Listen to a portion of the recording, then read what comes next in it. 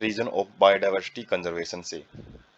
It has taken millions of years of evolution to accumulate this rich biodiversity in the nature. Loss occurs less than 2 centuries. तो evolution को बहुत time लगता है, जैसे evolution वाले chapter में हमने देखा था बिलियंस अरबों साल लग जाते हैं। मतलब और आज जो हम अपना नेचर देख पा रहे हैं, जो बायोडाइवर्सिटी देख रहे हैं, रिच डाइवर्सिटी देख रहे हैं नेचर में, तो इसको इकट्ठा होने में बहुत टाइम लगे है, लेकिन जो इसका खात्मा है वो केवल कुछ ही सदियों में हो गया है।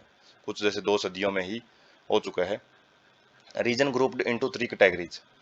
तो क्या कारण है कि हमको बायोडाइवर्सिटी कंजर्वेशन करना चाहिए? पहला है नैरोली यूटिलिटेरियन आर्ग्यूमेंट्स। नैरोली का मतलब है यदि हम छोटे पैमाने पे देखें कि क्या क्या हमको फायदा होता है बायोडाइवर्सिटी कंजर्वेशन से। जैसे बायो प्रोस्पेक्टिंग क्या होता है ये? Exploring molecular genetic and species level diversity for products of economic importance. तो बायो प्रोस्पेक्टिंग का मतलब होता है कि मोलिकुलर जेनेटिक और स्पीसीज लेवल पे हम जब डाइवर्सिटी को खोजते हैं, अलग अलग चीज़ों को खोजते हैं, किसके लिए? अपने इकोनॉमिक इंपॉर्टेंस के लिए, अपने फायदे के लिए अलग अलग प्रोडक्ट्स को जब ढूंढते हैं, तो उसको बायो प्रोस्पेक्टिंग बोलते हैं। For economic benefits from nature food. तो जैसे इकोनॉमिक इंपॉर्टेंस क्या है? जो हम अलग अलग चीज़ें लेते हैं, प्रोडक्ट लेते हैं नेचर से। जैसे जो खाना है, खाने में सरल्स जो मोटा अनाज है, दालें हैं, फल हैं, वो लेते हैं। फायरवुड जलाने के लिए जो लकड़ी है, फाइबर सरेज से लेते हैं। कंस्ट्रक्शन मटेरियल का मतलब है जो इमारती सामान होते हैं, इमारत वगैरह बनाने में।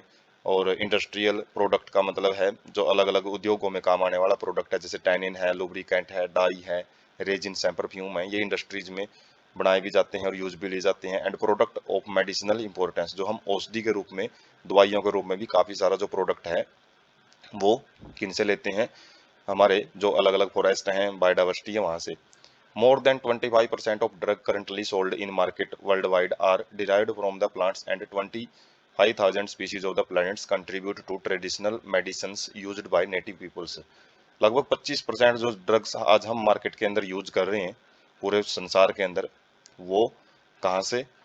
प्लांट से ही डिराइव की गई हैं।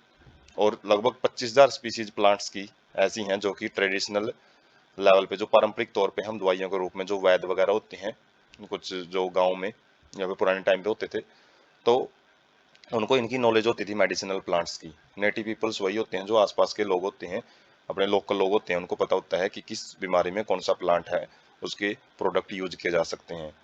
उसके बाद अब ब्रॉडली यूटिलेरियन आर्ग्यूमेंट में क्या जाते हैं, जो बहुत बड़े पैमाने पे यदि हम देखें तो मैनी इकोसिस्टम सर्विसेज, बहुत सारी इसमें सर्विसेज आ जाती हैं। जैसे Amazon forest is estimated to produce 20% of total oxygen in earth atmosphere. जो धरती का वायुमंडल है उसके अंदर 20% जो ऑक्सीजन बनाई जाती है वो अकेले अमेजन फॉरेस्ट ही बनाते हैं, इसलिए उनको लंग्स ऑफ प्लांट बोला जाता है।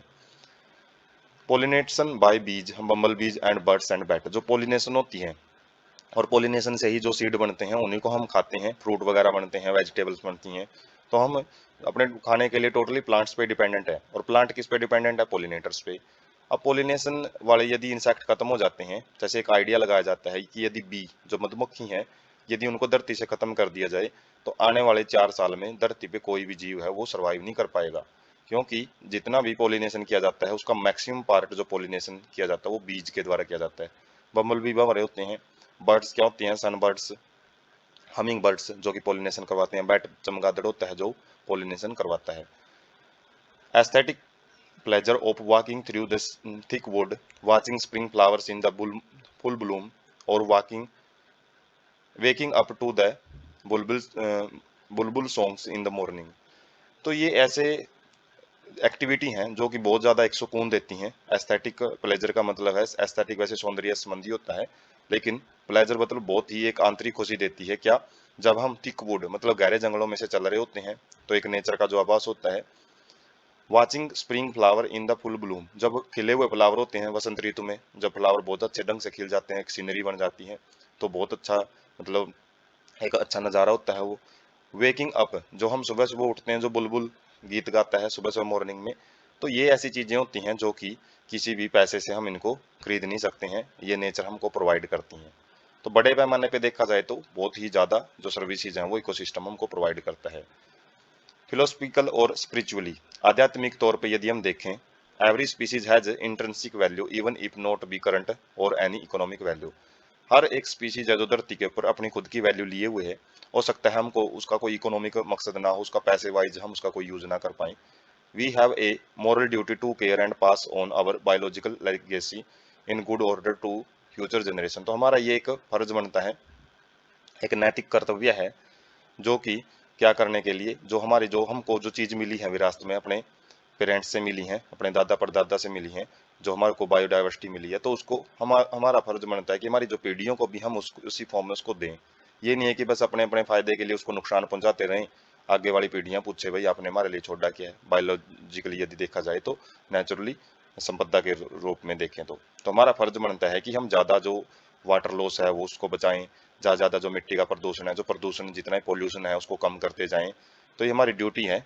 लेकिन फिर भी मैक्सिमम पीपल्स जो ग्रीड का शिकार हैं, लालच का शिकार हैं, जिनको हम इररिस्पॉन्सिबल पीपल बोल सकते हैं, उनको कोई फर्क नहीं पड़ता है चाहे कितनी बार उनको समझाया जाए, और उन्हीं गिने चुने लोगों की वजह से पूरी जो ह्यूमन प्रजाति है वो आने वाले टाइम में बहुत बड़े खतरे का शिकार होने जा रही है। तो यही चीजें यदि हम टाइम रहते इन चीजों को समझ पाए तो आने वाले टाइम में जो बायोडाइवर्सिटी है वो हमको जीवित रखेगी।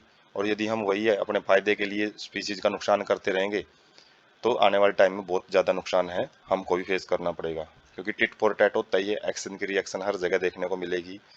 उसके बाद है जो यहाँ पे यूटिलिटेरियन की बात करी गई है, जैसे जो फ्लड कंट्रोल है, क्लाइमेट्स रेगुलेशन है, O2 प्रोडक्शन है, CO2 सीक्वेंस्ट्रेशन है, मतलब उसको खत्म करना है, पोलिनेशन है, तो ये ब्रॉडर यूटिलिटेरियन एम में आ जाते हैं। जबकि जो प्रोविजनिंग में क्या जाते हैं, फूड मेडिसिन, तो ये क्या किस में आ जाते हैं, नैरो यूटिलिटेरियन में। और एस्थेटिक है, सॉइल फॉर्मेशन है, बायोडाइवर्सिटी है, हैबिटेट, फोटोसिंथेसिस है, तो ये स्पोर्टिंग फंक्शन करते हैं।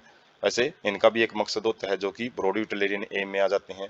उसके बाद स्पिरिचुअलिटी है, रिक्रिएशन है, और एक्वाडिएशन है, एजुकेशन, तो ये कल्चरल रोल में आ जाते हैं, जो कि हमारा एक नैतिक फर्ज बनता है किसको, बायोडाइवर्सिटी कंजर्वेशन को बचाने के लिए। तो जरूरी नहीं है कि फायदा ही देखना है, कुछ हमारे कर्तव्य भी हैं, इतना सारा हम नेचर को से प्राप्त कर रहे हैं, तो वो कल्चरल या फिर स्पिरिचुअलिटी में आ जाते हैं।